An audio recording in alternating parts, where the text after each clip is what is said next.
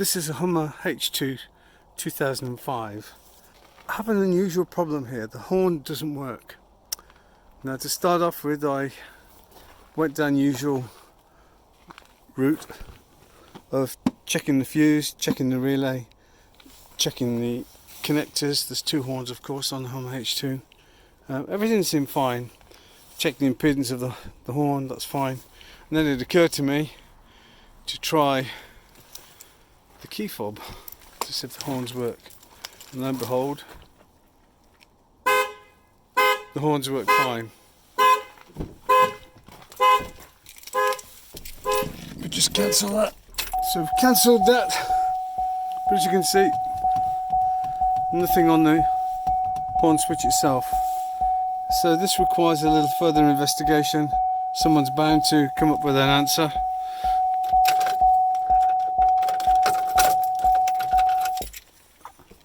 So on we go. Nothing to see under the bonnet. The determination is that there is a problem with the contact ring on the steering wheel.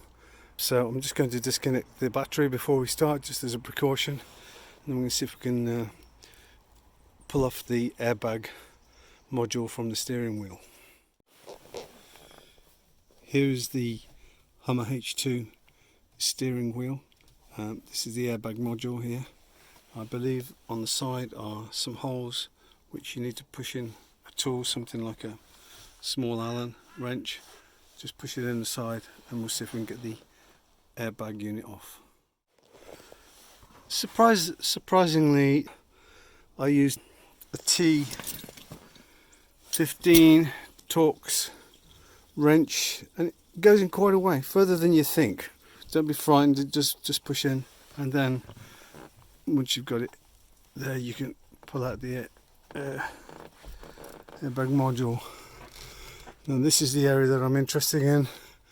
I think this is connected to it. The wires seem in good condition, so I'm just going to pull this out. I think it twists and pulls. I don't know. The wires are in place. It's a bit of strain on this wire. When the airbag module was plugged in, it went the wrong side of that wire really. But I'm just going to remove that contact out. To make life easier, I've removed the airbag assembly. There's a load of warnings on there. There's a part number. But as far as I can tell, there's nothing wrong with this. It's just literally relieving the strain off that cable. It looks to me as if these bars are insulated from the column on both sides, so that when you push the horn you make contact either top or bottom on this side or top and bottom on that side. So I'm just going to make sure that that contact does actually take place. So to demonstrate, I've got a beeper on my multimeter. If I push this bar in, you can hear that it makes contact top.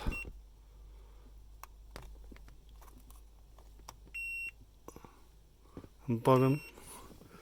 And this does it on both sides.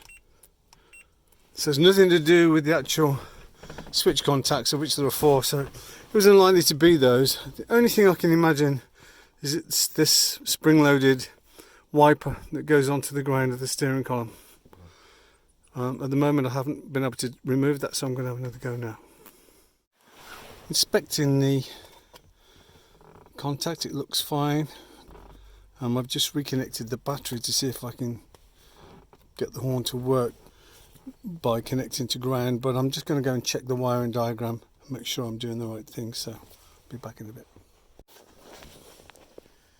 Here is the wiring diagram for the horn circuit. This is a contact from the horn relay, which operates the two horns together, then wired in parallel. This is the horn relay, this unit here, which we know works, which means that this path through the body control module must be working. If we operate the alarm on the key fob, that works fine. So there's obviously something wrong between here. There's a slip ring and a contact I'm not quite sure what NCA stands for at this point in time, but there's obviously something wrong here. We can find no path. I've tried grounding from here to the contact on here and nothing happens. So I'm just going to verify that again. Well, amazingly, when I've reinserted this wiper contact to its mating socket, the horns actually started working. So my conclusion is that the end of this may somehow be corroded. So I'm going to give it a clean with a fiberglass pencil. I can see there is a bit of, very difficult to actually get it, but you can see there's like a brownish corrosion over it. So I'm going to give that a clean and put it back in. I have some cleaner here, which is isopropyl alcohol, or rubbing alcohol is the other term for it. I'm going to try cleaning the end of the wiper with that, and I also have a fiberglass pencil.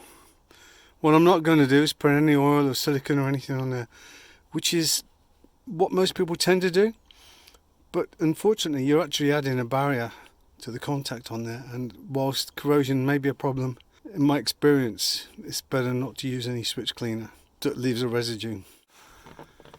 Hopefully this mobile phone can pull out the images. The light is fading here fast, it's turning towards dusk here in the UK, but you can see I've cleaned that up, and there was like a film of grime on that contact. Where it came from I just don't know. Could have built up over many years, I suppose, and just finally lost contact. Well, not any cleaning agents got down in there, I don't know. I don't know. But anyway, it's nice and clean now, and we're going to put it all back together. To put the contact back in, you just push it in, push down. Right. If you push it in hard, give it a turn counterclockwise, then it locks in place. So I think that's in there, and I've got a feeling if we press the horn, as you can hear, it now works fine. I'm going to take that as job done, reassemble the airbag and give it a test. I've reconnected the airbag connector and taken it away from straining those wires coming underneath. I think there must have been an error and it was assembled, and I believe this just pushes back into place. So it should.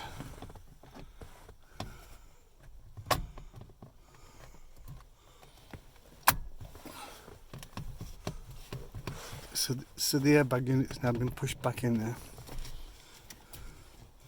We'll reconnect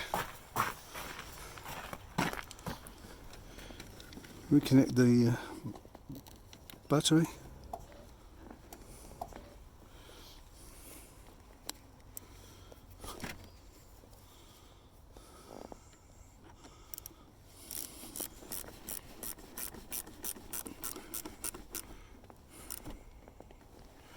There we go. Now I don't know if anybody else has got stereo units that manage to lose all of the stations when you disconnect the battery, which seems really weird in this modern age.